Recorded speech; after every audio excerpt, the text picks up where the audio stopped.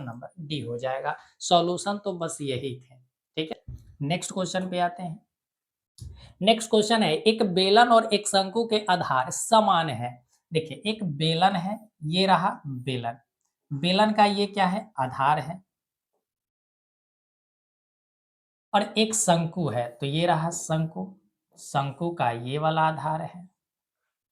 दोनों का कह रहा है कि आधार समान है यदि उनकी ऊंचाई भी समान हो जाए। आधार कहने का मतलब है कि इसकी त्रिज्याएं समान हो जाए, यानी आर है तो ये भी कितना है, आर है। ठीक है, और ऊंचाई भी समान है, तो ये कह रहा है ऊंचाई अगर h है तो इसकी भी ऊंचाई मेरे भाई h है। ऊंचाई कितनी है, h है। तो कह रहा उनके आयतनों का अनुपात क्या होगा। तो देखिए, बेलन का आयतन क्या होता है, तो पाई आर स्क्वायर एच होता है। शंकु की क्या होती है आयतन, तो 1/3 पाई आर स्क्वायर एच होता है। ठीक है, तो इन्हीं दोनों का अनुपात पूछा है, तो पाई आर स्क्वायर एच यहाँ भी है, पाई आर स्क्वायर एच यहाँ भी है, तो दोनों जगह कैंसिल।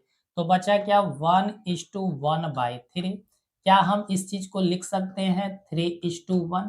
तो कहेंगे बिल्कुल सर, हम 3:1 इसे लिख सकते हैं। तो इसका सही आंसर ऑप्शन नंबर डी हो जाएगा।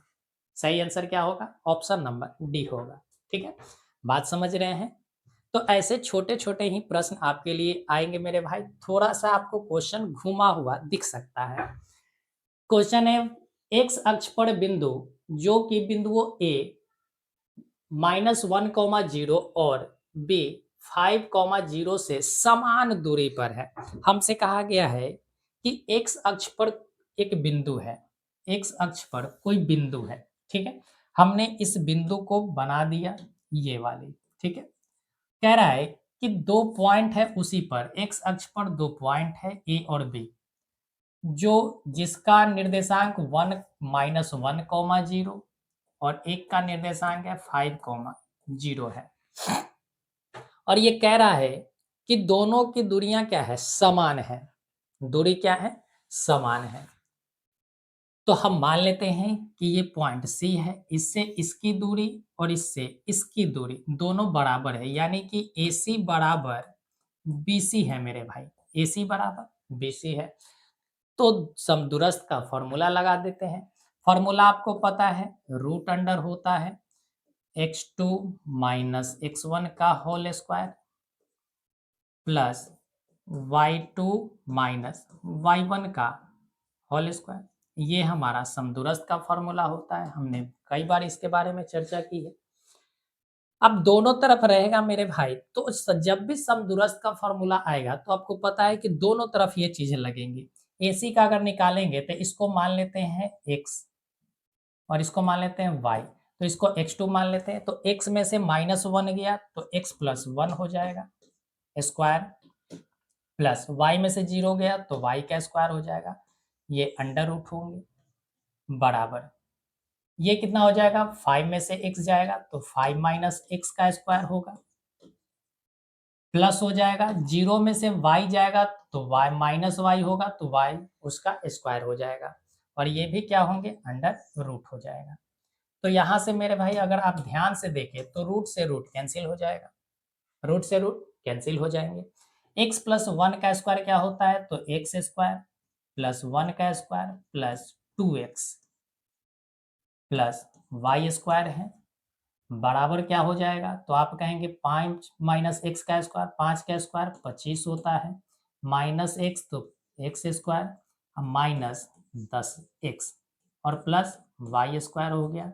यहाँ से अगर देखें मेरे भाई तो ये x स्क्वायर और ये x स्क्वायर खत्म, ये वाई स्क्वायर और ये वाई स्क्वायर खत्म, तो बचा क्या, यहाँ से माइनस का 10x इधर आएगा तो माइनस माइनस क्या हो जाएगा, प्लस हो जाएगा, तो प्लस का 12x बराबर, ये प्लस का इधर है तो इधर जाकर माइनस, तो 25 में से 1 गया 24 हो गया।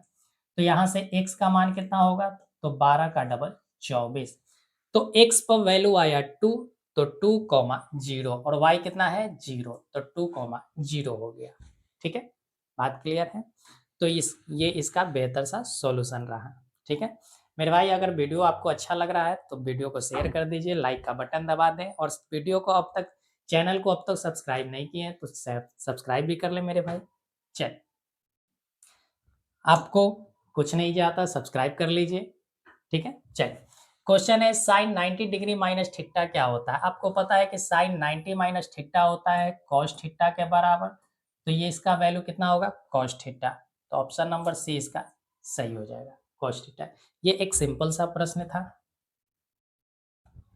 क्वेश्चन है निम्नलिखित में कौन परिमेय संख्या है। आपको परिमेय संख्या बताना है। 2 - √3, जहां भी रूट में आप संख्याएं देखें जिसका रूट नहीं निकाला जा सकता वो हमेशा अपरिमेय होगा, तो ये एक अपरिमेय है। √5 का भी एग्जैक्ट वैल्यू नहीं निकाला जा सकता, तो ये भी अपरिमेय होगा। √6 का भी नहीं निकाला जा सकता है, तो ये भी अपरिमेय संख्या है। लेकिन अगर इसको देखा जाए तो √3 से √3 कैंसिल हो जाएगा, तो बचा क्या, 2, और 2 एक कैसी संख्या, परिमेय संख्या। तो ऑप्शन नंबर सी इसका सही आंसर होगा। आगे बढ़ते हैं। क्वेश्चन है यदि सेक थीटा बराबर 13/12 हो तो कॉट थीटा का मान क्या होगा। देखिए, सेक थीटा क्या होता है, तो आप कहेंगे कि सेक थीटा सर होता है h/b, h/b। और कॉट थीटा सर क्या होता है, तो कॉट थीटा होता है b/p, b/p। यानी कि जो भी हमारा उत्तर होगा मेरे भाई, वो ऊपर में हमें b चाहिए, और b का वैल्यू 12 है। इसका मतलब है कि हमें जो भी उत्तर होना चाहिए वो 12 बटा समथिंग होना चाहिए, 12 बटा समथिंग होना चाहिए। तो यहाँ मेरे भाई एक ही ऑप्शन दिख रहा है, 12 बटा समथिंग। तो 12 बटा क्या हो गया, 5। अगर आप p का वैल्यू निकालना चाहते हैं तो p का वैल्यू आप निकाल सकते हैं √h², 13 का स्क्वायर माइनस 12 का स्क्वायर। तो कितना हो जाएगा, 13 का स्क्वायर 169 होता है, और 12 का स्क्वायर 144 होता है। जब इसको घटाएंगे तो √25 आएगा, और इसका √5 होगा। तो यहाँ से भी आप p का वैल्यू निकाल कर उत्तर लगा सकते थे, लेकिन हमें सीधा सीधा दिख रहा था, इस वजह से हमने लगा दिया। तो थोड़ा सा आपको बेहतर अप्रोच के साथ क्वेश्चन को टैकल करना होगा।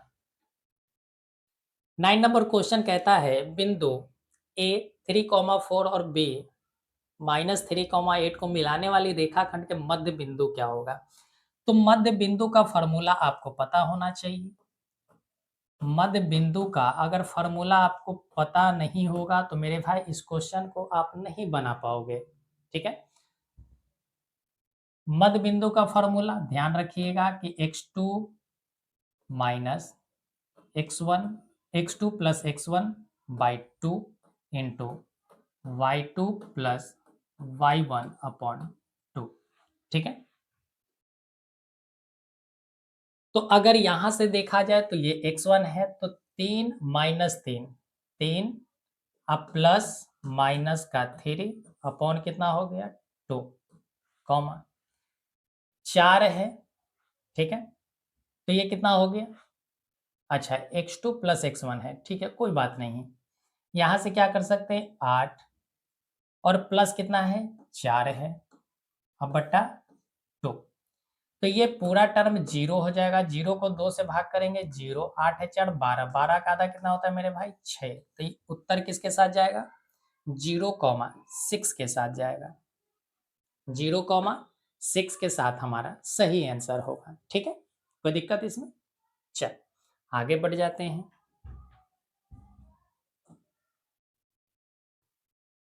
क्वेश्चन कह रहा है किसी वृत्त पर बाह्य बिंदु से कितनी स्पर्श रेखाएं खींची जा सकती हैं। हमसे कहा गया है कि एक वृत्त है, एक क्या है, वृत्त है। तो ये हमने वृत्त बनाया। कह रहा है कि इस किसी बाह्य बिंदु से हमने ये बाह्य बिंदु बना दिया, ये बाह्य बिंदु है। इससे कह रहा है कि वृत्त पर कितनी स्पर्श रेखा खींची जा सकती है। तो मेरे भाई इससे एक स्पर्श रेखा तो ये खींचा जा सकता है, और एक स्पर्श रेखा ये खींचा जा सकता है, ठीक है। यानी 2 स्पर्श रेखाएं खींची जा सकती हैं, 2 स्पर्श रेखाएं खींची इससे जा सकती हैं। तो इसका सही आंसर किसके साथ जाएगा, ऑप्शन नंबर बी के साथ, ऑप्शन नंबर बी के साथ। ठीक है, कोई दिक्कत। लेकिन यही अगर क्वेश्चन मेरे भाई पूछा जाता कि वृत्त के किसी एक बिंदु पर कितनी स्पर्श रेखाएं खींची जा सकती है, तो वृत्त के किसी भी बिंदु पर, अगर ये बिंदु हम मान लेते हैं, तो इस बिंदु पर केवल एक ही स्पर्श रेखा खींची जा सकती है। तो ये दोनों बातों में फर्क है। बाह्य बिंदु से कहे तो दो स्पर्श रेखाएं, और केवल वृत्त के किसी बिंदु पर कहे मेरे भाई, तो केवल एक स्पर्श रेखाएं खींची जा सकती है। ठीक है, चल। तो आई होप कि हमारी बात को आप समझ गए होंगे।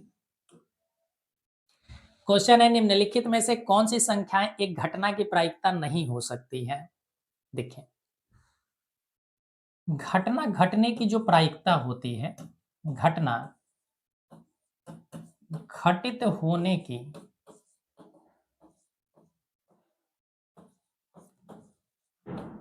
प्रायिकता जो है, वो मेरे भाई जीरो के बराबर या जीरो से बड़ा हो सकता है, और ये हमने माना कि प्रायिकता है। और और 1 या 1 के बराबर हो सकता है। किसी भी घटना घटित होने की पॉसिबिलिटी यही हो सकता है, या तो 0 के बराबर हो जाए, या तो 1 के बराबर हो जाए, या तो 0 और 1 के बीच में कोई वैल्यू हो जाए, कभी भी निगेटिव नहीं होता है। तो इस वजह से इसका सही आंसर क्या हो जाएगा? Option number B.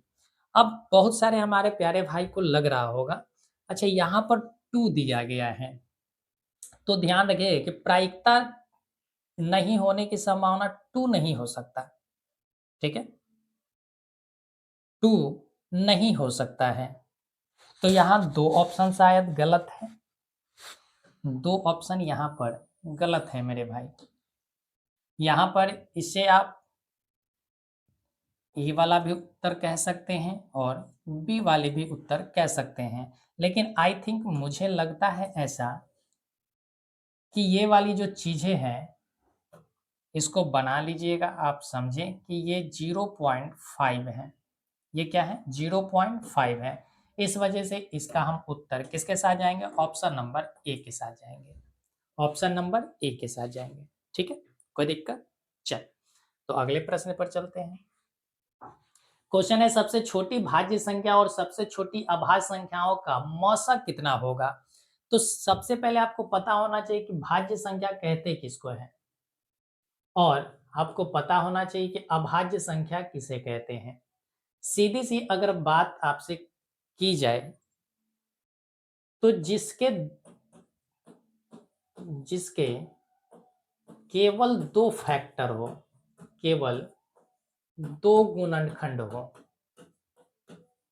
दो गुणनखंड हो, अगर केवल दो गुणनखंड है तो हम कहेंगे कि वो अभाज्य संख्या है। और केवल दो गुणनखंड क्या क्या हो सकते हैं? एक तो 1 हो सकता है, और एक खुद वही संख्या हो सकता है, खुद वही संख्या।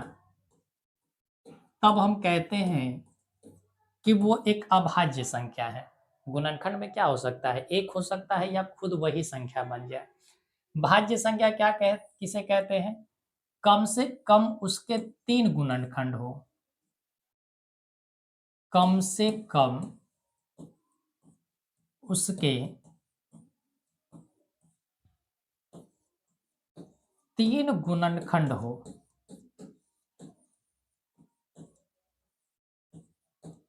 तो उसे हम कहते हैं कि भाज्य संख्या है। अब कम से कम 3 गुणनखंड, 3 से ज्यादा हो सकते हैं, लेकिन 3 से कम नहीं होगा मेरे भाई। 3 से यदि कम है तो वो भाज्य संख्या नहीं, तब वो अभाज्य संख्या हो जाएगा। ठीक है, अब जैसे हम सबसे छोटी संख्या अगर कहें, तो ध्यान रखिएगा कि सबसे छोटी अभाज्य संख्या कौन सी होती है? सबसे छोटी अभाज्य संख्या हम इधर बांट दे रहे हैं। ठीक है, सबसे छोटी जो होगा अभाज्य संख्या 2 होगा, और यही एक क्या है? सम अभाज्य संख्या, सम अभाज्य संख्या भी है मेरे भाई।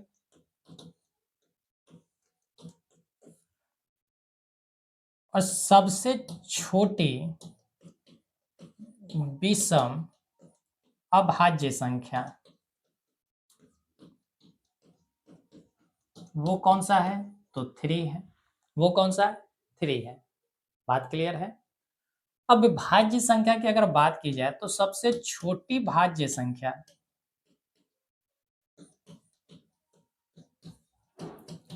4 है। सबसे छोटी भाज्य संख्या 4 है। और अब ये भी कैसा? तो सम संख्या। ये भी कैसा? सम संख्या में। लेकिन अगर सबसे छोटी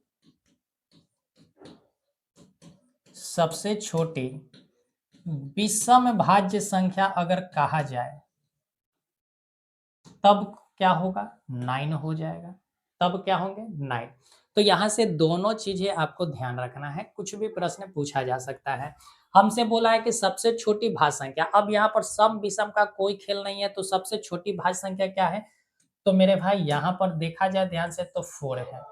और सबसे छोटी अभाज्य संख्या कौन सा है? तो आप कहेंगे कि सर 2 है। और इनका मौसा पूछा गया है, तो 2 और 4 का अगर महत्तम समापवर्त निकाला जाए तो मेरे भाई 2 होगा। क्या होगा? 2। तो इसका सही आंसर ऑप्शन नंबर बी हो जाएंगे। ठीक है, चल। तो मुझे लगता है कि आपको ये सारी बातें समझ में आ गए होंगे। क्वेश्चन है, एक धातु का घन जिसकी भुजा 1 सेंटीमीटर है, इसको खींचकर 4 व्यास का एक तार बनाया गया है, तो तार की लंबाई क्या होगी? हम आपको कई बार बताए हैं कि जब एक कोई वस्तु है, कोई एक फिगर है, उसको पिघलाकर कोई अन्य फिगर बनाया जा रहा है, तो आयतन हमेशा समान होता है। जैसे अगर शंकु को पिघलाकर एक घन बनाया जाएगा, तो शंकु का आयतन और घन का आयतन बराबर होगा। अगर किसी घन को पिघलाकर बेलन बनाया जाए, तो घन का आयतन जितना होगा उतना ही बेलन का आयतन भी होना चाहिए। ठीक है, तो दोनों का आयतन हमेशा समान होता है। अब यहाँ बात चल रही है घन का, तो जो घन का आयतन होगा, घन का आयतन बराबर होगा। क्या बनाया जा रहा है? तो आप कहेंगे कि सर एक तार बनाया जा रहा है, और तार कैसा होता है? तो बेलनाकार होता है। तो बराबर होगा बेलन का आयतन। बेलन का आयतन कह दीजिए या आप तार का आयतन कह दीजिए, दोनों बातों में कोई अंतर नहीं है। तो घन का आयतन कितना होता है? तो 1 है। तो 1 इंटू 1 इंटू 1। भुजा का क्यूब होता है, तो 1 इंटू 1 इंटू 1 करेंगे मेरे भाई, तो 1 हो जाएगा। क्या बनेगा? 1 बराबर। अब ये कह रहा है कि 4 व्यास है, तो त्रिज्या कितना होगा? तो आप कहेंगे 2 होगा। और हमसे जो उत्तर पूछा गया है वो सारे के सारे आंसर सेंटीमीटर में है। किसमें है? सेंटीमीटर में है। तो आपको ध्यान रखना है कि 1 जो होता है, 1 को अगर सेंटीमीटर में बनाया जाए तो 10 के पावर -1 होता है, या इसी चीज को आप लिख सकते हैं 1/10 सेंटीमीटर होता है। 1/10 सेंटीमीटर कहें या 10 के पावर -1 सेंटीमीटर कहें, दोनों बातें समान है। तो बेलन का क्या होता है? तो आप कहेंगे पाई आर स्क्वायर यानी 2 × 2। ठीक है, और एच ये हुआ, लेकिन हमें सेंटीमीटर चाहिए, तो 10 से हमें भाग भी करना होगा। हमसे पूछा है कि तार की लंबाई क्या होगी, तो तार की लंबाई कितना होगा मेरे भाई? तो देखिए 10 × 10 यहाँ जाएगा तो 100 बन जाएगा, और 2 × 4, और ये नीचे में रहा पाई, तो 4 से ये 25 बार जाएगा, तो 25/पाई सेंटीमीटर आंसर हो जाएंगे। तो इसका सही आंसर ऑप्शन नंबर बी होगा। सही आंसर ऑप्शन नंबर बी होगा। आप कॉपी कर सकते हैं।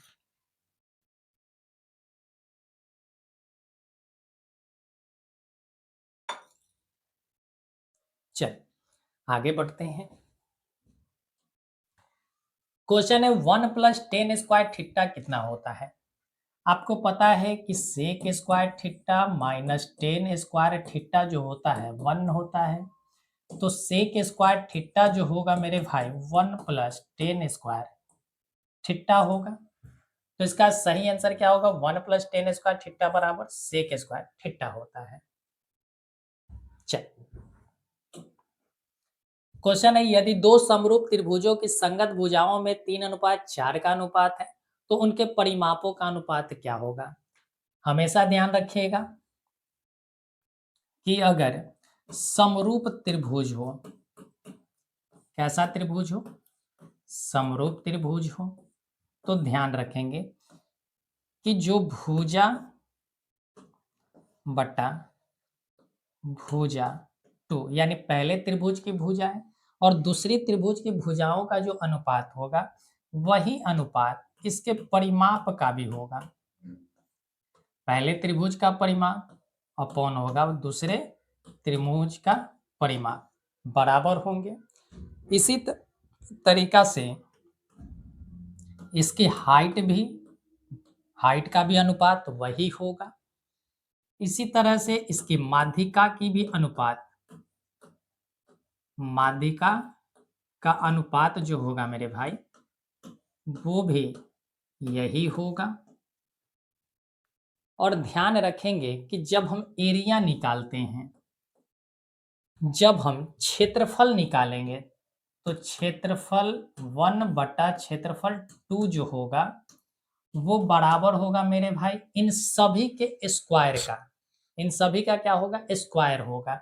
यानी कि भुजा 1 बटा भुजा 2 का स्क्वायर, या आप परिमाप का स्क्वायर, परिमाप को P1 P2 कर देते हैं, इसका स्क्वायर कर दीजिएगा, या तो हाइट का कर दीजिएगा h1 बटा h2 का स्क्वायर, या मीडियन यानी m1 बाई m2 का स्क्वायर कर देंगे।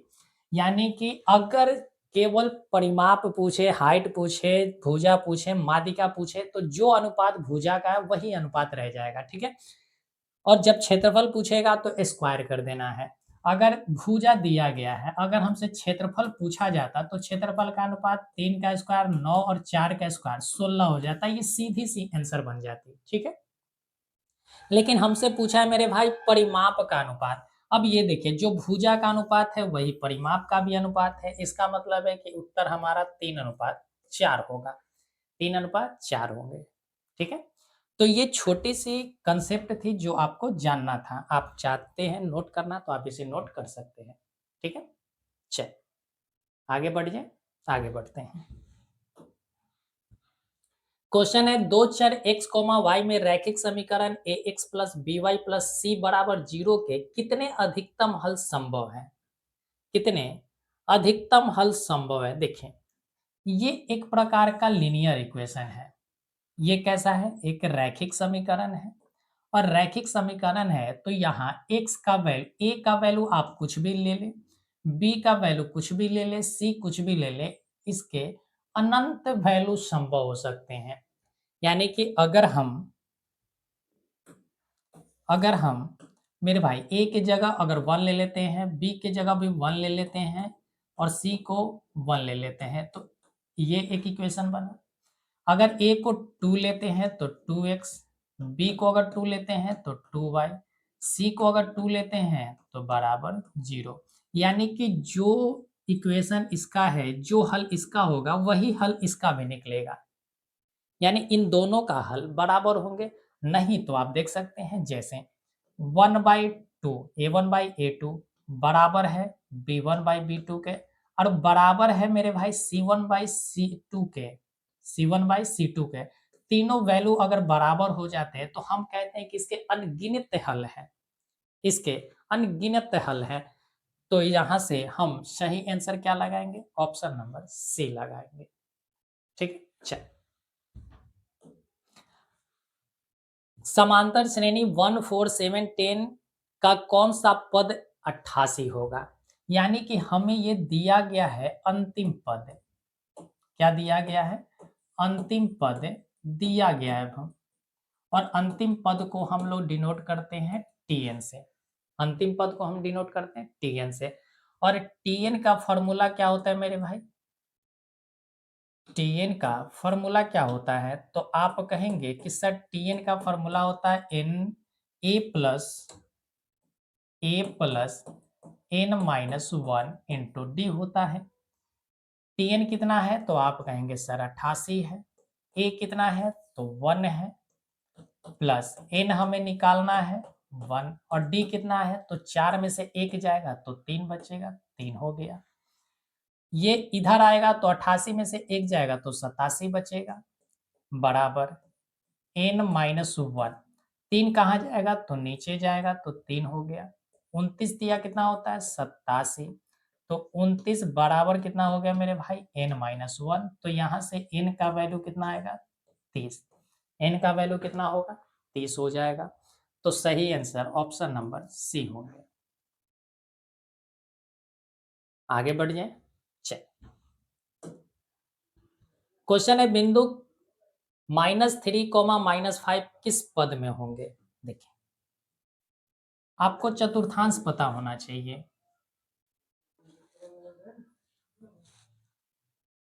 ये फर्स्ट क्वाड्रेंट है, ये सेकंड है, ये थर्ड है और ये फोर्थ है।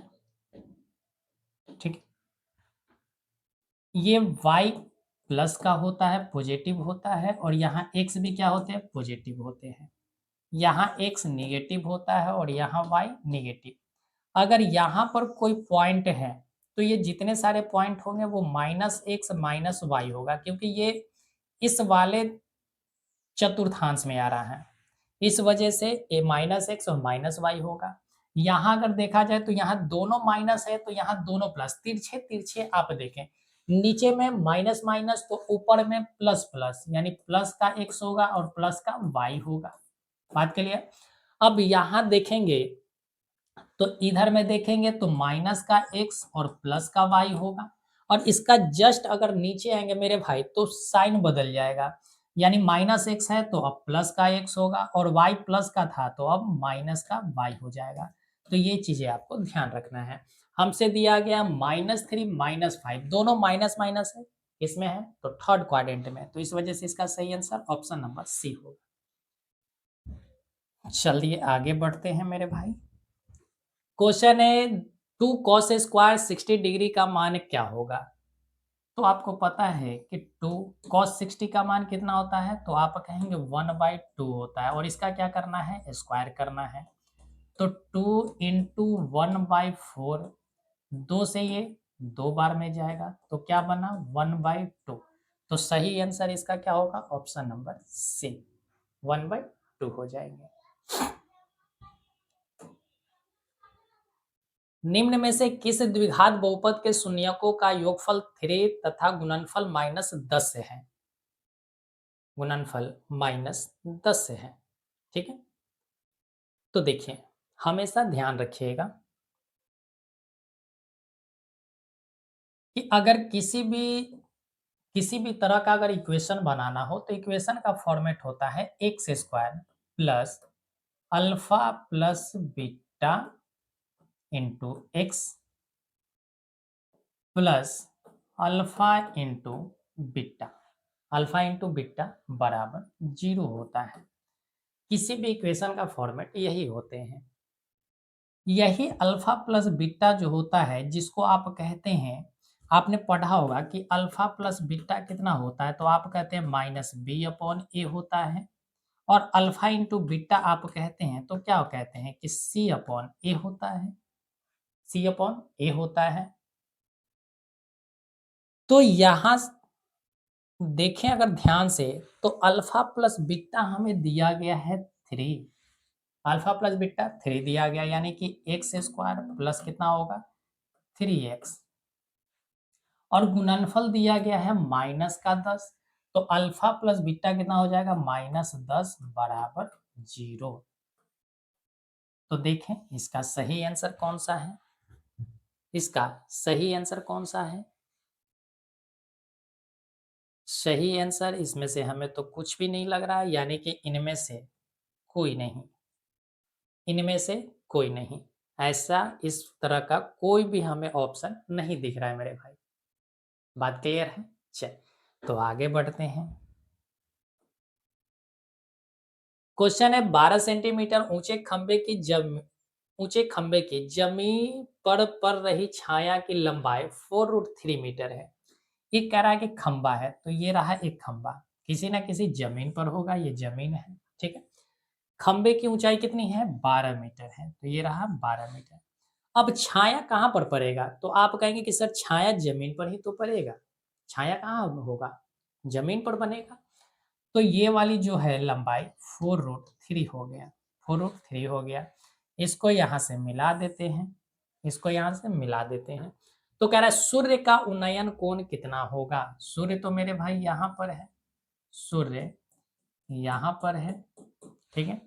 तो सूर्य का उन्नयन कोण पूछा है, तो हम निकाल लेते हैं ये वाली, ये मान लेते हैं थीटा है, ये क्या है? थीटा है। तो देखें ये हमारा P दिया गया है, ये हमारा B दिया गया है, या आप थीटा वहां पर है तो ये वाली वैल्यू B बनेगी और ये वाली वैल्यू P बनेगी। ये B है और ये क्या है? P है। तो हम यहाँ से निकाल सकते हैं क्या? थीटा यहाँ पर है तो हम निकाल देते हैं टेन थीटा बराबर, टेन थीटा क्या होगा? P/P यानी कि 4√3, B कितना है? 12 है, 4 तिया कितना होता है? 12। क्या हम इस चीज को लिख सकते हैं? √3/3 को हम क्या लिख सकते हैं? तो √3 इंटू √3 लिख सकते हैं। √3 से √3 कैंसिल, तो बना क्या? 1/√3, और 1/√3 10 किसका मान होता है? तो आपका आंसर 1030 का मान होता है। तो 1030 इसका सही आंसर हो गया, 1030 इसका सही आंसर हो गया। आगे बढ़ जाए, बोलिए आगे बढ़ जाए। चल आगे बढ़ते हैं।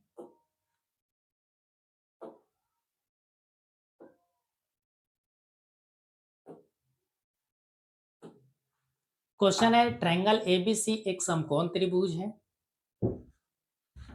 एक समकोण त्रिभुज है मेरे भाई ए बी सी, जिसमें कह रहा है कि एंगल सी 90 डिग्री है, यानी कि ये वाली एंगल सी है और ये 90 डिग्री है, तो ये ए हो गया, ये बी हो गया। तो कह रहा है कि cos ए प्लस बी कितना होगा? अब ये वाली एंगल अल्फा हो सकता है, ये वाली एंगल बीटा हो सकता है, यानी कि cos cos alpha plus beta आपसे पूछा गया है। आपको पता है कि एक ट्रायंगल में टोटल एंगल का सम 180 डिग्री होता है। अगर वन एंगल 90 है तो बचे हुए दो एंगल का सम कितना होगा? 90 डिग्री होगा। इसका मतलब है कि अल्फा प्लस बीटा जो है मेरे भाई वो 90 डिग्री है। कितना है? 90 डिग्री है। और cos 90 का मान कितना होता है? तो आप कहेंगे कि सर cos 90 का मान 0 होता है, cos 90 का मान 0 होता है। तो इसका सही आंसर ऑप्शन नंबर ए के साथ जाएंगे। सही आंसर किसके साथ जाएंगे? ऑप्शन नंबर ए के साथ। आगे बढ़ते हैं।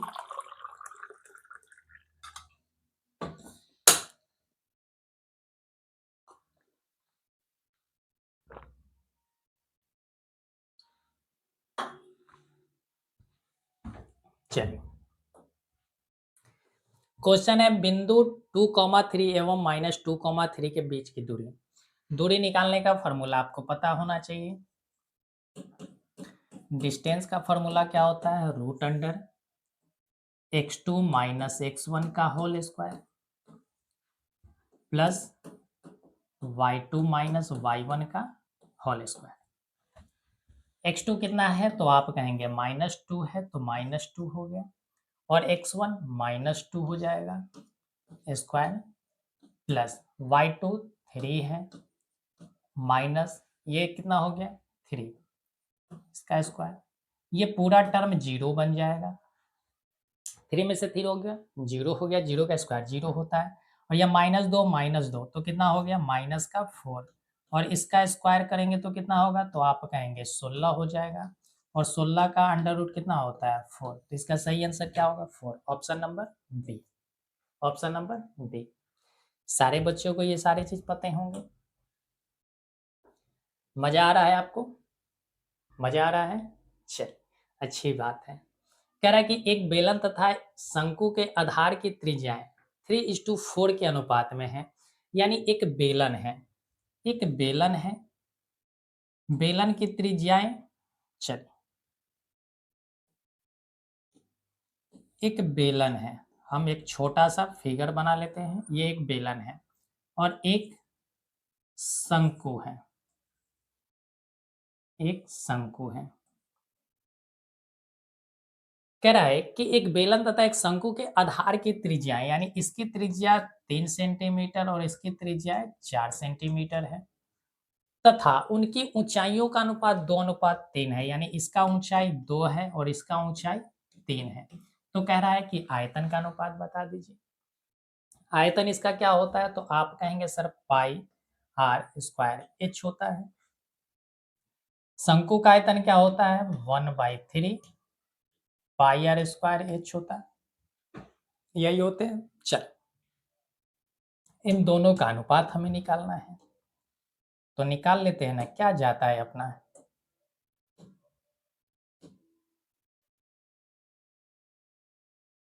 पाई रहने देते हैं।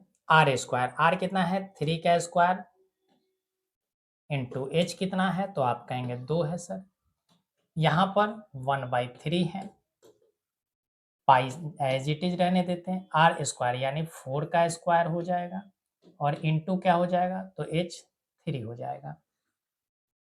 अब इन दोनों को अगर हम सॉल्व करें, इन दोनों को अगर हम सॉल्व करें मेरे भाई, तो एक 3 यहाँ है और 2 3 यहाँ है, तो एक 3 खत्म हो जाएगा। यहाँ से चलो हम एक स्टेप और बढ़ जाते हैं ताकि आपको समस्याएं ना हो। यहाँ पर अगर देखा जाएगा तो 3 तिया 9 दूना 18। पाई से पाई तो आप काट सकते हैं, इसमें दो मतलब नहीं है। 3 से 3 आप काट सकते हैं, तो ये कितना हो गया? 3 तिया 9 हो गया और 9 दूना 18 हो गया। और ये कितना है? 4 गुना 4 हो गया, 2 दूना 4। तो बचा क्या? 9 इधर से बचा, इसका बना आयतन 9 और इसका आयतन बना मेरे भाई 8। तो क्या हो गया? 9:8 हो गया। तो उत्तर क्या हो गया? 9:8। ऑप्शन नंबर बी इसका सही आंसर होगा। ठीक है, आगे बढ़ जाए। चल, क्वेश्चन है यदि 3, 4, 5, 17 तथा x का माध्य क्या होगा? माध्य क्या होता है? टोटल संख्याओं का योग बटा टोटल संख्या। तो सबको जोड़े, 3 4 7 5 12 12 17 29। तो 29 प्लस x बटा 6। टोटल संख्या कितनी है? 1 2 3 4 5। तो 6 पंचे 30। तो यहाँ से x बराबर कितना हो जाएगा? तो आप कहेंगे सर x बराबर 1 हो जाएगा, यानी ऑप्शन नंबर ए हो जाएगा। छोटे से एक सिंपल सी प्रश्न थी।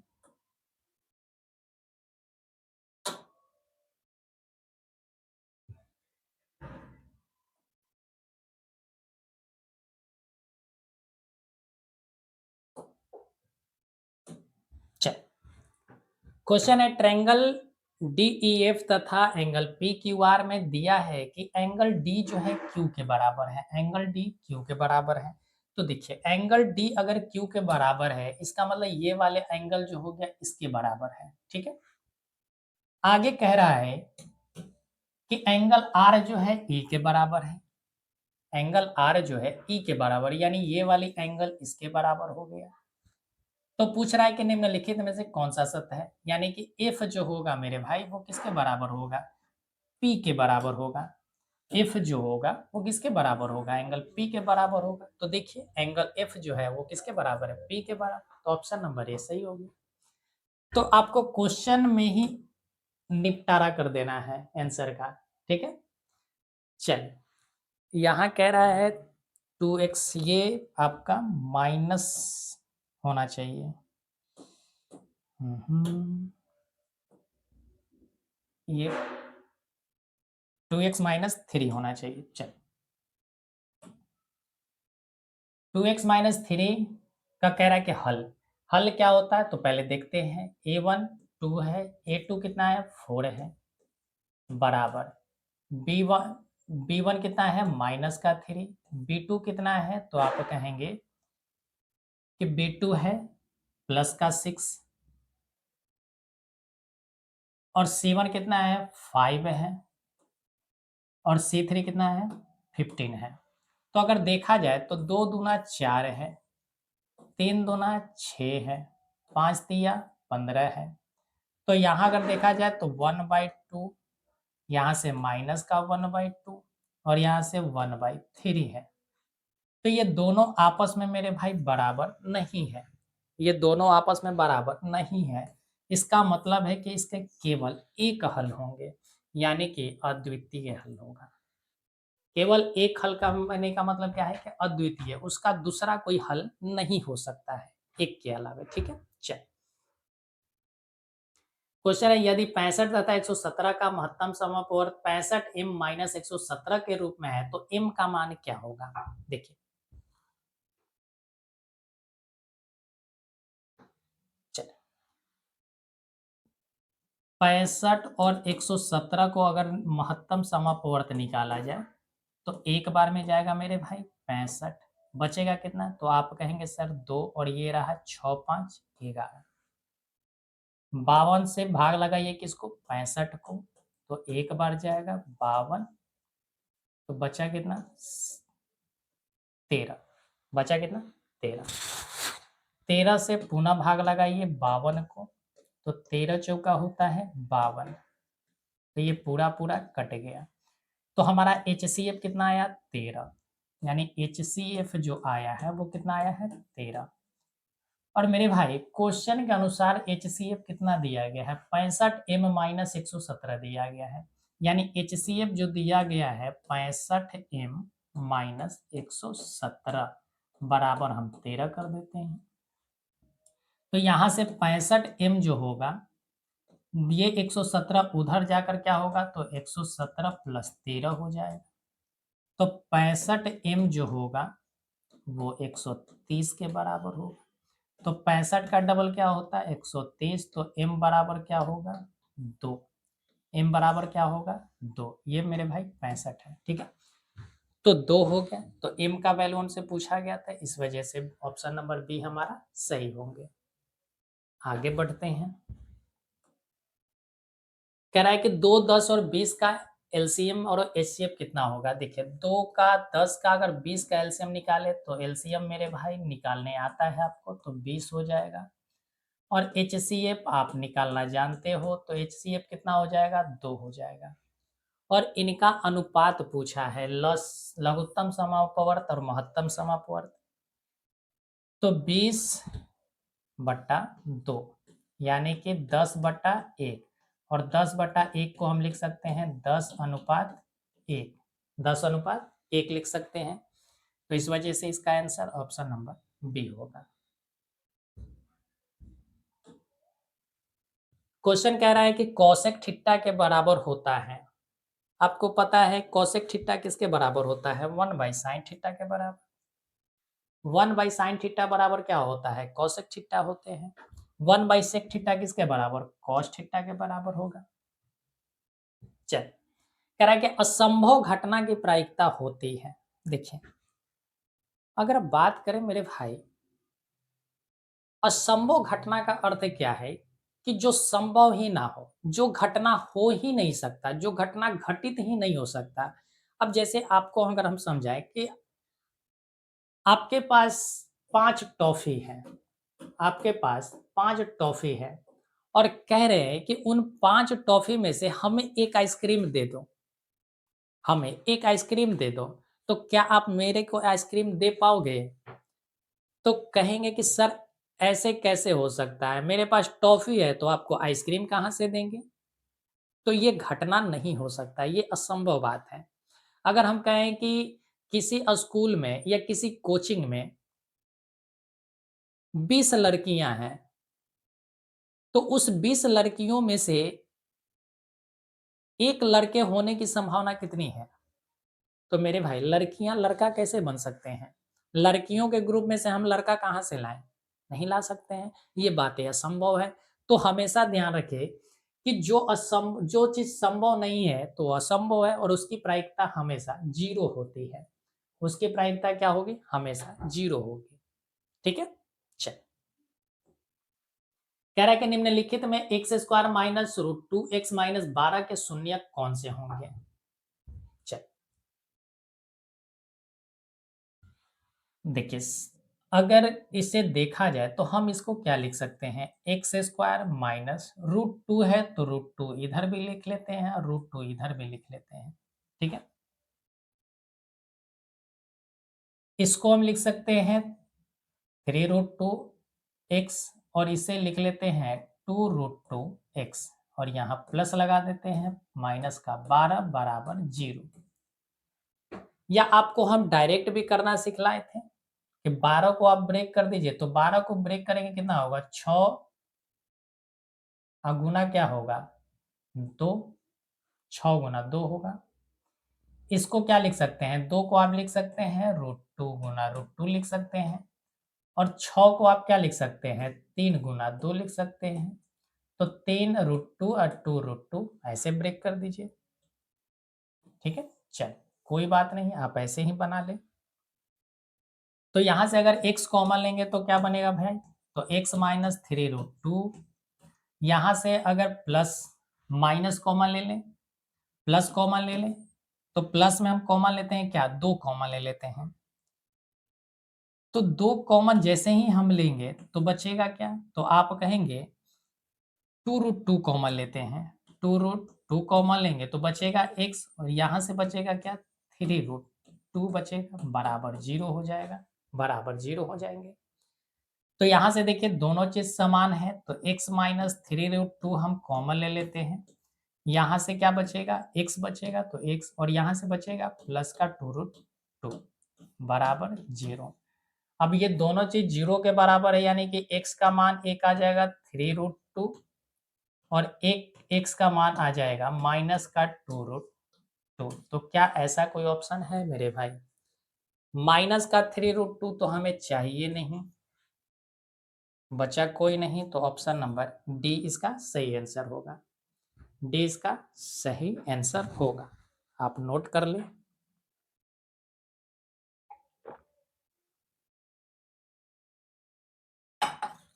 चल आगे बढ़ते हैं। क्वेश्चन है ब्रीथ की सबसे बड़ी जीवा होती है। हमेशा ध्यान रखिएगा कि अगर कोई ब्रीथ है, जीवा हम किसे कहते हैं, दो बिंदु को परिधि पर के दो बिंदु को मिला देना जीवा कहलाता है मेरे भाई। परिधि पर के किसी दो बिंदु को मिला देना जीवा कहलाता है। तो ध्यान रखिएगा कि सबसे बड़ी जो जीवा होती है वो केंद्र से होकर गुजरती है, सबसे बड़ी जीवा केंद्र से होकर गुजरती है और उसी को हम व्यास कहते हैं, उसी को व्यास कहते हैं। तो वृत्त की सबसे बड़ी जीवा का नाम व्यास होता है।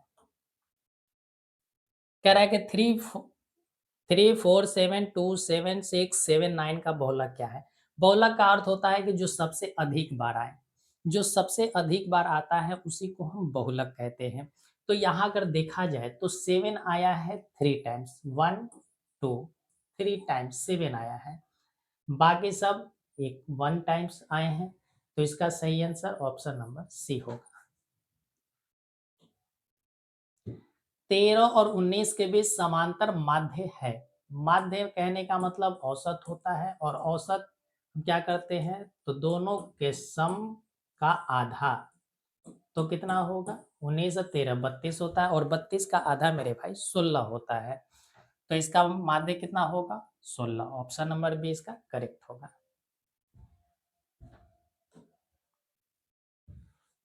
यदि द्विघात समीकरण x square minus P x plus 4 बराबर 0 के मूल बराबर हो तो p का मान क्या होगा, तो p का मान क्या होगा। देखिए अगर मूल बराबर है, अगर मूल बराबर है तो मेरे भाई बी स्क्वायर बराबर होता है 4ac, मूल बराबर है तो क्या होगा बी स्क्वायर बराबर 4ac होगा। b कितना है तो माइनस का p है, तो माइनस का p का स्क्वायर हो जाएगा बराबर 4। ए कितना है, ए 1 है मेरे भाई, तो 1 हो गया। सी कितना है तो 4 है, तो 4 हो गया। तो यहाँ से माइनस पी का स्क्वायर, पी स्क्वायर होता है बराबर 4 गुना 4 16। तो p का मान क्या होगा, देखो मेरे भाई जब इधर अंडर रूट लगता है तो अंडर रूट से पहले ही प्लस माइनस दोनों आ जाते हैं, तो p का वैल्यू आ जाएगा प्लस माइनस, और हमेशा ध्यान रखिएगा कि अंडर रूट में से हमेशा पॉजिटिव वैल्यू बाहर निकलते हैं, हमेशा पॉजिटिव बाहर निकलता है। तो इसका सही आंसर ऑप्शन नंबर बी होगा, करेक्ट है। चल कह रहा है कि यदि a और b अभाज्य संख्याएं हैं तो a और b का लघुत्तम समापवर्त क्या होगा। हमेशा इस बात को ध्यान रखिएगा, हमने पहले भी अपने सेट के सॉल्यूशन में इस चीज की चर्चा की थी, ठीक है, कि जब भी कोई अभाज्य संख्याएं हैं तो अभाज्य संख्याओं का जो लघुत्तम समापवर्त होता है वो अभाज्य संख्या के गुणनफल होता है। अभाज्य संख्या के क्या होंगे, तो आप कहेंगे गुणनफल होता है।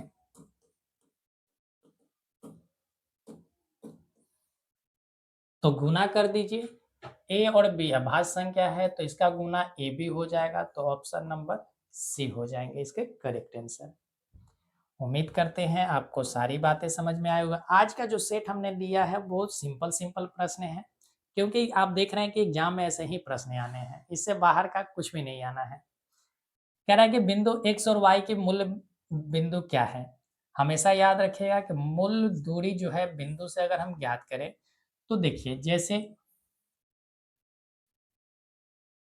मूल बिंदु ये 0 है और ये भी 0 है। यहाँ मान लेते हैं कि ये पॉइंट x है और ये पॉइंट y है, तो यहाँ पर एक पॉइंट बनेगा जिसे हम कहते हैं x, y।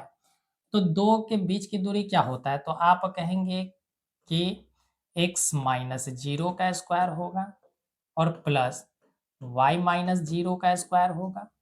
तो यहाँ से निकालेंगे तो x स्क्वायर प्लस क्या होगा, y स्क्वायर, और अंडर रूट में है तो अंडर रूट। तो ये हमारा सही आंसर। आपको शायद ये बातें पता ना था कि क्यों आप डायरेक्ट रट लेते होंगे, लेकिन आता कैसे आपको ये बातें पता चल गए।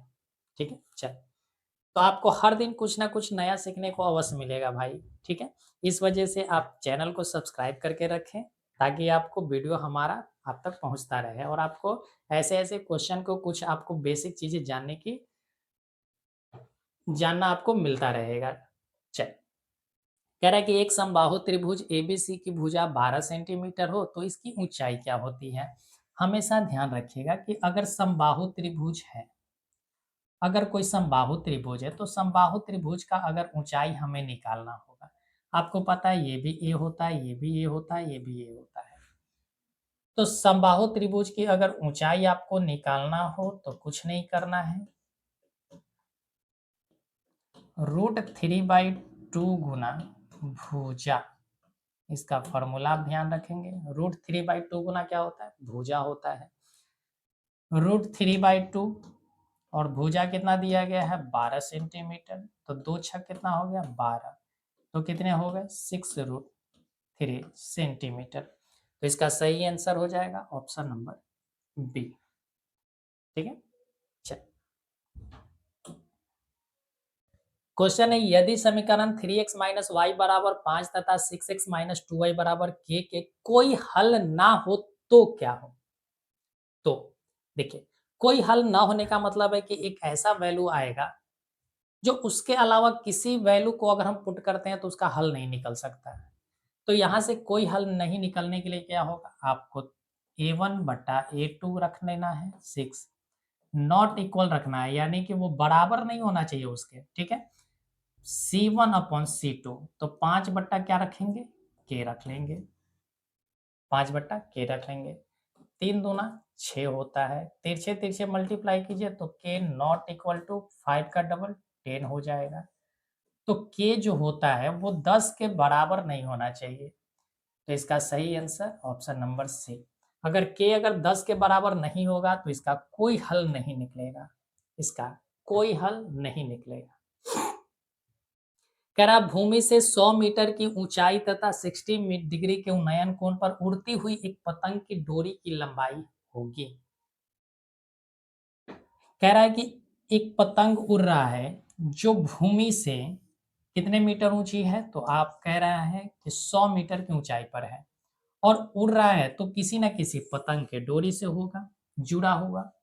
तो यहाँ पर मान लेते हैं कि पतंग है मेरे भाई, यहाँ क्या है, पतंग है, और यहाँ से कोई उड़ा रहा है, तो ये एंगल जो दिया गया है वो 60 डिग्री दिया गया है। कितना डिग्री दिया गया, 60 डिग्री। तो कह रहा है डोरी की ऊंचाई, यही ये डोरी है, ये क्या है, ये वाली जो लंबाई है यही डोरी है मेरे भाई। तो यानी कि आपको एच निकालना है, आपको एच का वैल्यू निकालना है। तो ये देखिए आपको पी दिया गया है, एच निकालना है, तो यहाँ से साइन 60 डिग्री लगा दीजिए। साइन 60 डिग्री बराबर क्या होता है, पी अपॉन एच, तो पी है 100 और एच है आपका निकालना है। साइन 60 का मान होता है √3/2 बराबर 100 बट्टा कितना हो गया एच। तो यहाँ से एच का वैल्यू कितना होगा, तो 100 का डबल 200 होता है और बट्टा कितना हो जाएगा √3। तो डोरी की जो लंबाई होगी वो 200 बट्टा √3 होगा। तो ऑप्शन नंबर इसका सी करेक्ट होगा। बात समझे? तो ऐसे प्रश्न की सॉल्यूशन आप करके जाए मेरे भाई, और ऐसा हमने स्पेशल इसी चैनल पर हमने करवा के रखा है पूरा ऐसा प्रश्न की हमने सब्जेक्टिव टाइप क्वेश्चन करवाया है। कह रहा है कि यदि 3 सेंटीमीटर त्रिज्या वाले एक वृत्त पर खींची गई दो स्पर्श रेखाएं हैं। कह रहा है कि एक वृत्त है और इस वृत्त पर कह रहा है कि दो स्पर्श रेखाएं हैं। एक स्पर्श रेखा ये रहा, एक स्पर्श रेखा ये रहा और एक स्पर्श रेखा ये रहा। दो स्पर्श रेखाएं खींची गई हैं और कह रहा है कि दोनों जो है परस्पर 60 डिग्री के एंगल पर है। कितने पर झुकी हुई है, 60 डिग्री के एंगल पर। तो ये वाली जो एंगल है मेरे भाई 60 डिग्री का एंगल है। कितने डिग्री का एंगल है, 60 डिग्री का एंगल है। ठीक है, तो कह रहा है कि प्रत्येक स्पर्श रेखा की लंबाई क्या होगी। अब इसको सेंटर से मिला दीजिए। यहां मान लीजिए सेंटर है, तो इसको हम सेंटर से मिला देते हैं। तो जैसे ही सेंटर से मिलाएंगे तो यहां से इसको मिला देते हैं। तो यहाँ पर एक आपको 90 डिग्री बनता हुआ दिखेगा। ये वाला एंगल 90 डिग्री होता है। ये त्रिज्या कितना है, तो त्रिज्या 3 सेंटीमीटर का है। जब हम बाह्य बिंदु को सेंटर से मिलाते हैं तो ये एंगल को समद्विभाजित करता है। एंगल को समद्विभाजित कहने का अर्थ हुआ कि एंगल को दो बराबर भागों में बांट देता है। तो दो बराबर भागों में बांटने का अर्थ हुआ कि ये वाला जो एंगल है मेरे भाई, ये एंगल 30 डिग्री का हुआ और ये वाली भी एंगल 30 डिग्री का हुआ। तो अब आपको पता चल गया, ये वाली जो चीज है ये हमारा बेस होगा, ये हमारा 90 डिग्री के सामने कर्ण होता है। हमें निकालना है डोरी की लंबाई। तो हम क्या लगा दे, cos 30 डिग्री लगा देते हैं, क्योंकि cos 30 ही क्या होता है, cos 30 नहीं, आपको निकालना है बी, दिया गया है पी। तो बी अपॉन पी कहाँ होता है, cot 30 में होता है। तो cot 30 डिग्री लगा देते हैं। cot 30 डिग्री बराबर कितना होगा, बी है तो बी हो गया, पी कितना है 3 हो गया, तो 3 हम लगा दें। cot 30 का मान √3 होता है तो √3 हो गया। बी है 3, तो बी के कितने हो गए, तो 3 सेंटीमीटर, 3 √3 सेंटीमीटर। आप टेन थीटा भी लगा सकते हैं, टेन थीटा से भी उत्तर वही आएगा। अगर टेन 30 डिग्री लगाते हैं मेरे भाई, तो टेन 30 क्या हो जाएगा, तो आप कहेंगे P अपॉन बी हो जाएगा। तो P है 3, बी नीचे हो गया 1/30, 30 डिग्री 1/√3 होता है, तो बराबर 3 अपॉन बी हो गई। तो बी का वैल्यू यहाँ से अभी भी कितना आएगा, 3√3 आ जाएगा। तो दोनों से आप निकाल सकते हो, उत्तर पे कोई फर्क नहीं पड़ने वाला। तो इसका करेक्ट उत्तर कौन सा हो जाएगा, ऑप्शन नंबर सी हो जाएंगे। Correct answer option number C हो। आगे बढ़ जाए मेरे भाई, आगे बढ़ते हैं। चल, क्वेश्चन है, 52 ताश की एक गद्दी को अच्छी तरह फेंटकर उसमें से यादृच्छता एक पत्ता निकाला जाता है। इसके काले रंग का बादशाह होने की प्रायिकता क्या है। देखिए, अगर 52 पत्ते हैं तो 52 पत्ते में दो कलर होते हैं, एक होता है लाल कलर और एक होता है काला कलर। एक लाल होता है और एक काला होता है। लाल भी दो हिस्सा में बटे होते हैं और काले भी दो हिस्सा में। ठीक है, लाल एक पान कहलाता है। ठीक है, हम यहाँ पर लाल तरह के बना देते हैं। एक होता है लाल पान और एक होता है लाल ठिकरी। इसी तरीका से अगर बात की जाए तो काला पान होता है और काला ठिकरी होता है। तो हमसे कहा गया है कि काले रंग का बादशाह होना चाहिए। अब काले रंग के बादशाह अगर इसको बाँटा जाए तो 13 यहाँ पर पत्ते होंगे, 13 इसमें होंगे, 13 इसमें होंगे, 13 इसमें। और हर पत्ते में बराबर-बराबर सभी चीज़ें होते हैं। एक का यहाँ भी होगा, यहाँ सभी में एक का होगा। सभी में दैला होगा, सभी में नैला होगा, सभी में रानी होगी, सभी में बादशाह होगा, सभी में गुलाम होगा। ठीक है? तो सभी में बराबर होगा, तो एक बादशाह यहाँ पर होगा और एक बादशाह यहाँ पर होगा, क्योंकि काले रंग का बोला है, केवल हमसे ये नहीं बोला है कि पान का चाहिए या ठिकरी का चाहिए। हमसे कहा है कि केवल काला रंग का, तो काला तो यहाँ भी बादशाह होगा, यहाँ भी बादशाह, यानी कि 2 काले रंग के बादशाह होंगे। कितने में? तो 52 पत्ते में से। तो प्रायिकता क्या होगा? 1/26 हो जाएगा। 1/26, तो सही आंसर ऑप्शन नंबर इसका बी होगा। बात समझ गए मेरे भाई? चल, क्वेश्चन है साइन 63 डिग्री और cos 27। देखिए, साइन 60 डिग्री को हम क्या लिख सकते हैं? साइन 90 डिग्री माइनस 27 डिग्री लिख सकते हैं, और नीचे में क्या है? cos 27 डिग्री है। साइन 90 माइनस थीटा क्या होता है? cos theta. थीटा की जगह पर क्या है? 27 डिग्री, और नीचे भी क्या है? cos 27 degree. दोनों समान है तो कट के क्या हो गया? 1। तो इसका सही आंसर क्या हो गया? ऑप्शन नंबर ए हो गया।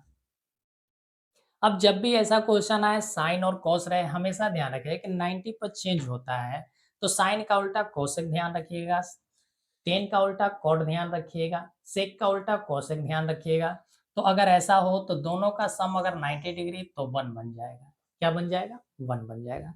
बाकी आपको अगर नहीं याद रहता है तो इस तरीका से बना लीजिएगा। क्वेश्चन है द्विघात बहुपद x square plus 1/6x minus 2 के शून्यक है। हमें शून्यक निकालना है, तो क्या दिक्कत है? निकाल लेते हैं मेरे भाई। पहले तो आपको सॉल्व करना है, तो इसको हम 6x square plus x minus 12 बराबर 0 हो जाएगा। 12 छक क्या होता है? तो आप कहेंगे कि सर 12 छक होता है 72। तो मेरे भाई 72 को आप ब्रेक करो। 72 को क्या करना है? ब्रेक। और इस तरीका से ब्रेक करना है कि इसको जोड़ने घटाने पर क्या आ जाए? प्लस का 1 आ जाए। तो इसको 9 रखते हैं और इसे 8 रखते हैं। इसको प्लस का 9 कर देते हैं और इसे माइनस का 8 कर देते हैं, तो बराबर हो जाएगा। अब आपको करना क्या है कि हम डायरेक्ट निकालना सिखा रहे हैं शून्यक। आपको एक्स स्क्वायर के पहले जो संख्या है इससे भाग कर दो दोनों को, तो भाग कर देते हैं दोनों को। अब काटिए, 3 तिया 9, 3 दूना 6 होता है। और यहाँ पर साइन, अब फाइनली आपको क्या करना है कि साइन को बदल देना है। यहाँ प्लस का 3/2 है, तो अब आपको उत्तर देना है माइनस का 3/2। 2 चौका 8 होता है, 2 तिया 6 होता है। यहाँ माइनस का 4/3 है, तो आपको साइन बदल कर उत्तर देना है, तो आप लिखेंगे 4/3। क्या ये कहीं उत्तर है? तो अगर ऐसा है तो यही हमारा आंसर हो गया। तो माइनस का 3/2 और 4/3 कहीं भी नहीं दिया गया, इसका मतलब इसका सही आंसर ऑप्शन नंबर डी हो जाएंगे। बात करेक्ट है? चल, आगे बढ़ जाते हैं। या इसको आपको लगता है कि सर हम ऐसे नहीं बना सकते हैं, तो हम इसको इस तरीका से लिख देते हैं, ठीक है, ताकि आप समझ जाए। चल, इसको लिख सकते हैं 6x square plus 9x minus 8x बराबर 0। यहाँ से लेंगे कॉमन 3x, तो यहाँ बचेगा 2x माइनस 3। यहाँ से एक चीज छूट गया हमसे, माइनस का 12 बराबर 0 है। यहाँ से माइनस कॉमन लेंगे 2, 4 कॉमन लेंगे, तो होगा क्या? 2x माइनस 3 बराबर 0। 2x माइनस 3 दोनों में है, तो 2x माइनस 3, तो बचेगा क्या? 3x माइनस 4 बचेगा बराबर 0। तो यहाँ से x का वैल्यू निकालेंगे तो मेरे भाई 3/2 आ रहा है, और यहाँ से निकालेंगे तो कितना आ जा रहा है? ये मेरे भाई प्लस होगा ना, ये भी क्या होगा? प्लस होगा। तो प्लस और ये माइनस, ठीक है। तो माइनस का 3/2 और यहाँ से करेंगे तो 4/3 आएगा। देखिए अभी भी उत्तर पे कोई फर्क नहीं पड़ा है, तो इस वजह से इसका सही आंसर ऑप्शन नंबर हम डी के साथ जाएंगे। चल आगे बढ़ जाते हैं।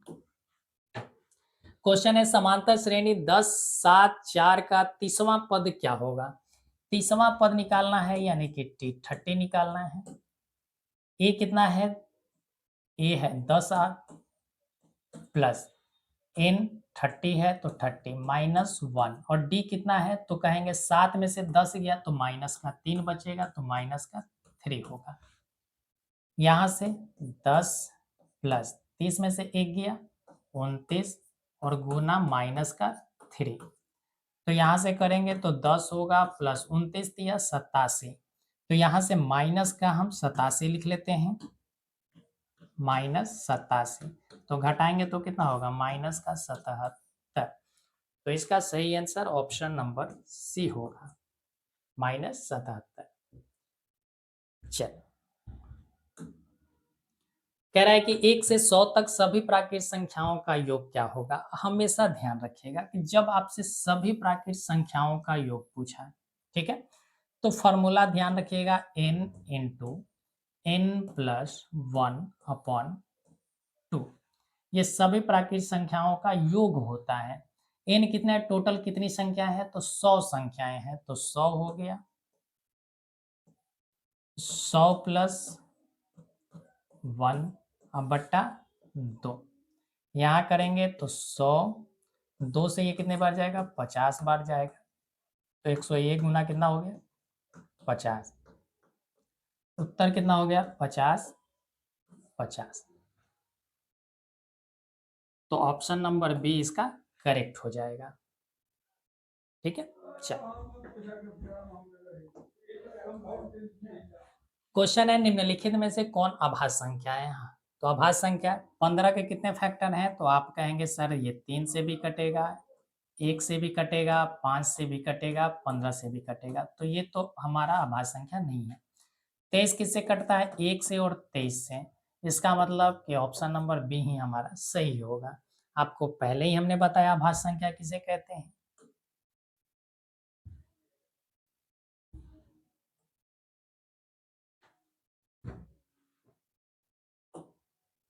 चल कह रहा है कि यदि एक वृत्त की परिधि 2 पाई से बढ़ाकर 4 पाई कर दी जाए तो उसका क्षेत्रफल होगा। देखिए क्षेत्रफल की अगर हम बात करें तो क्षेत्रफल होता कितना है,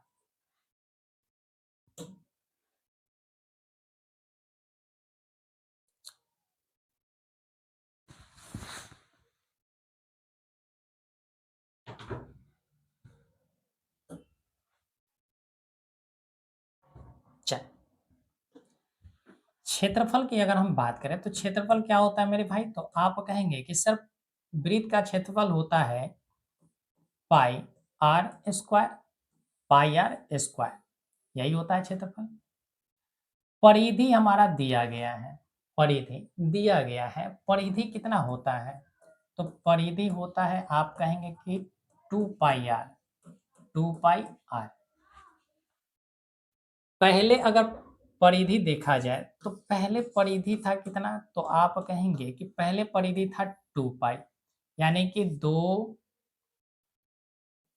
पाई आर जो दिया गया था वो 2 पाई के बराबर था, तो 2 पाई से 2 पाई कैंसिल हो गया तो आर कितना आया 1 आ गया। लेकिन अगर दूसरे की अगर बात की जाए बाद में, तो बाद में परिधि कितना हो गया, तो आप कहेंगे 4 पाई हो गया, तो 4 पाई, आपको पता है 2 पाई का ये डबल है, यानी आर कितना हो गया है 2 गुना हो गया है।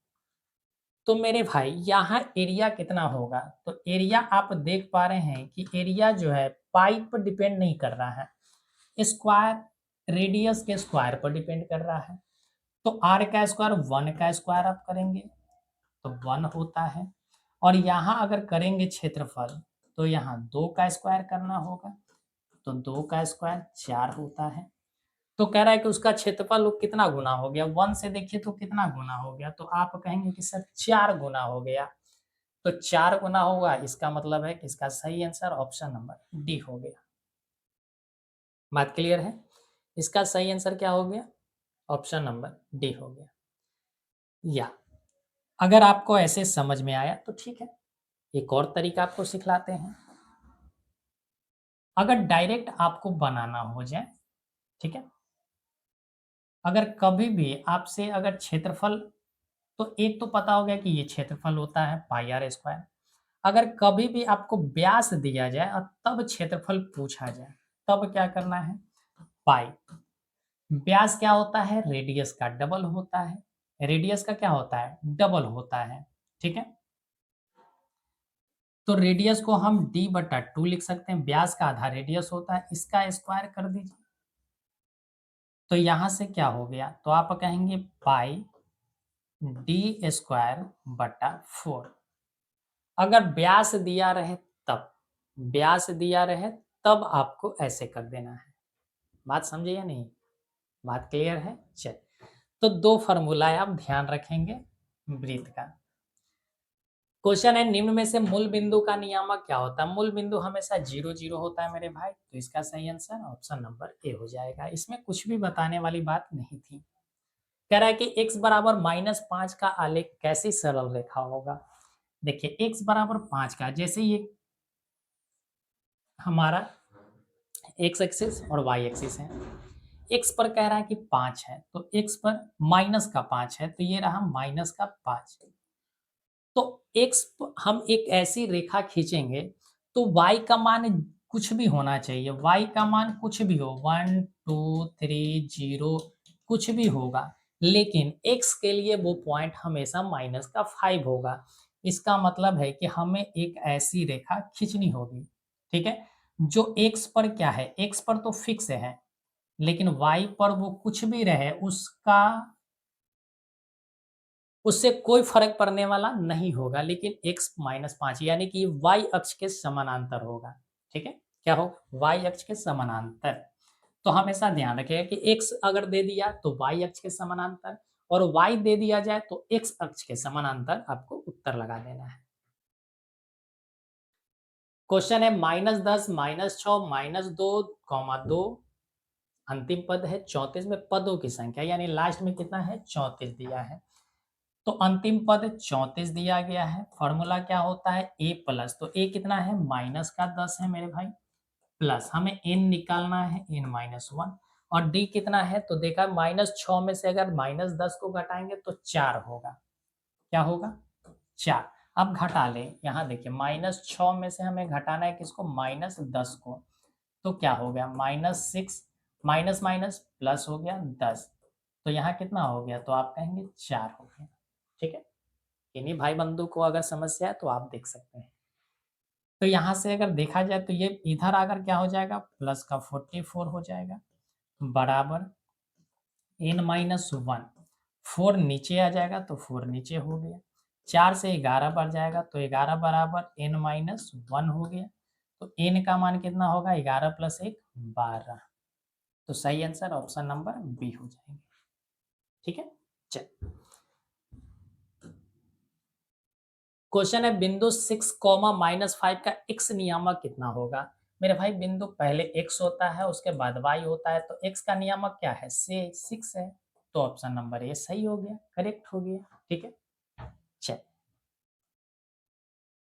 कह रहा है कि द्विघात बहुपद x इंटू 2x - 5 - 3 के शून्य का योग क्या होगा? देखिए पहले तो मल्टीप्लाई करते हैं, तो 2x² हो जाएगा, x को 5 से मल्टीप्लाई करेंगे तो -5x होगा, और माइनस का 3 है, बराबर 0। शून्य का योग पूछा है, यानी अल्फा प्लस बीटा क्या होता है? तो आप कहेंगे माइनस का b बटा ए होता है, माइनस b, तो माइनस पहले है और -5 बटा ए की जगह पर 2 है, तो कितना हो गया? माइनस माइनस प्लस हो जाएगा, यानी 5/2 हो गया, और यही हमारा आंसर हो जाएगा। तो क्या आपको 5/2 दिख रहा है? दिख रहे हैं मुझे, ऑप्शन नंबर डी होगा। आगे बढ़ जाए मेरे भाई, चल आगे बढ़ते हैं। क्वेश्चन है, 1+2+3+2n इंटू क्या है? ठीक है, तो हमेशा ध्यान रखिएगा कि ये हमसे कुछ नहीं, बस ये अभी जो आपने प्रश्न सॉल्व किया है, क्या ये सभी प्राकृत संख्याओं का योग है, प्राकृत संख्या का योग है, और सभी प्राकृत संख्याओं का योग कितना होता है? तो आप कहेंगे sir n into N plus 1/2 होता है। क्या ऐसा कुछ है? तो ऑप्शन नंबर सी हमारा करेक्ट हो गया, ऑप्शन नंबर सी करेक्ट हो गया। यहीं से और भी कुछ बातें हम बता देते हैं। सभी अगर विषम संख्याओं का योग पूछा जाए, ठीक है, लगातार ध्यान रखना है कि लगातार सभी विषम संख्याओं का अगर योग पूछा तो आपको फॉर्मूला याद रखना है मेरे भाई, एन स्क्वायर। क्या याद रखना है? एन स्क्वायर याद रखना है। और लगातार सभी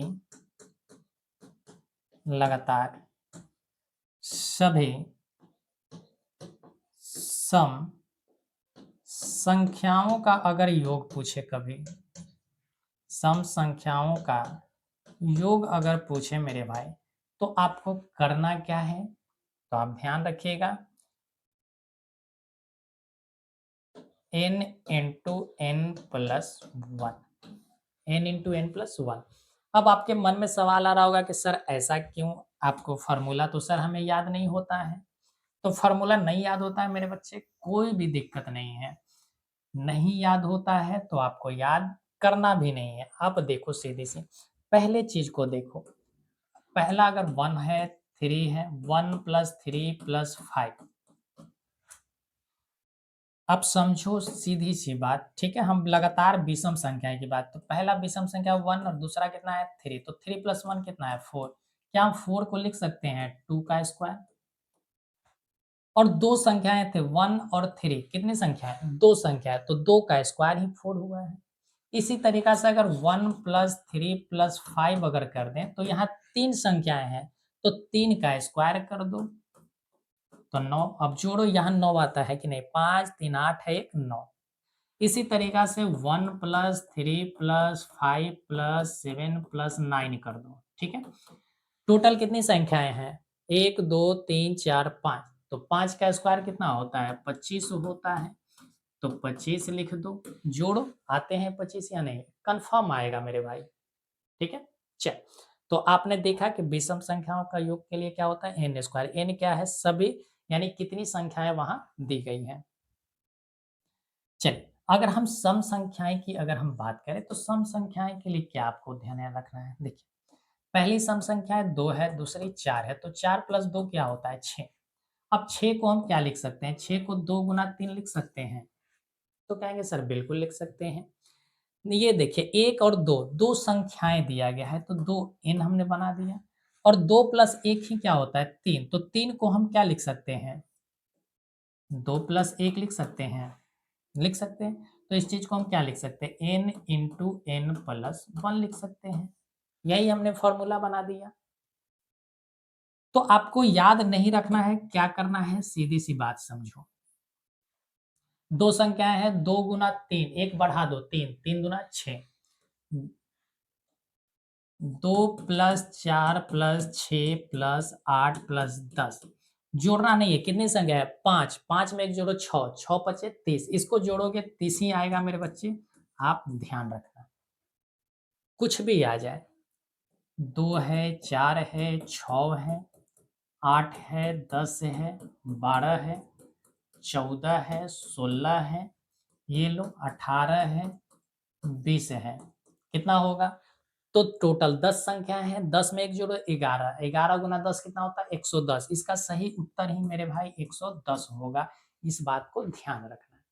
तो यहाँ से जो भी आपसे प्रश्न पूछे जा सकते थे वो हमने बताया, ठीक। बहुपद कौन सा है हमें बताना है, ठीक है। हमेशा ध्यान रखिएगा कि बहुपद के पावर जो होता है, जब भी हमें बहुपद निकालने होते हैं तो उसके पावर एक इंटीजर होना चाहिए। एक पावर क्या होना चाहिए? पूर्णांक होना चाहिए। पावर के ऊपर क्या होना चाहिए? पूर्णांक होना चाहिए। यहाँ देखो पूर्णांक है, यहाँ भी पूर्णांक है, लेकिन मेरे भाई ये x को आप क्या लिखोगे? x के पावर 1/2 लिखोगे, तो ये पूर्णांक नहीं है, इस वजह से ये हमारा बहुपद नहीं होगा। ये भी देखो x के पावर 1/2 है, इसका मतलब ये भी बहुपद नहीं है, और ये वाले भी बहुपद नहीं होगा। तो इनमें से कोई नहीं हमारा सही आंसर होगा। इनमें से कोई नहीं हमारा सही आंसर होगा। ठीक, बात क्लियर है? चल, तो ये था मेरे भाई आज का 56 क्वेश्चन। ठीक है, जो ये सारे के सारे क्वेश्चन 2019 में आए हुए सवाल थे और हमने बेहतर ढंग से इसे कंप्लीट करवा दिया। तो आई होप कि आपको अच्छा लगा होगा। अब तक वीडियो में बने हैं, इसका मतलब है मेरे भाई कि आपने चैनल को सब्सक्राइब नहीं किया है तो कर देना चाहिए।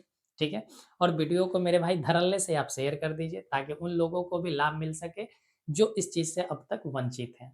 ठीक है, तो चलिए मेरे भाई फिर मिलते हैं अगले वीडियो में। तब तक आप अपना ख्याल रखें और इस चीज़ का रिवीजन अवश्य करें। ठीक है, चल।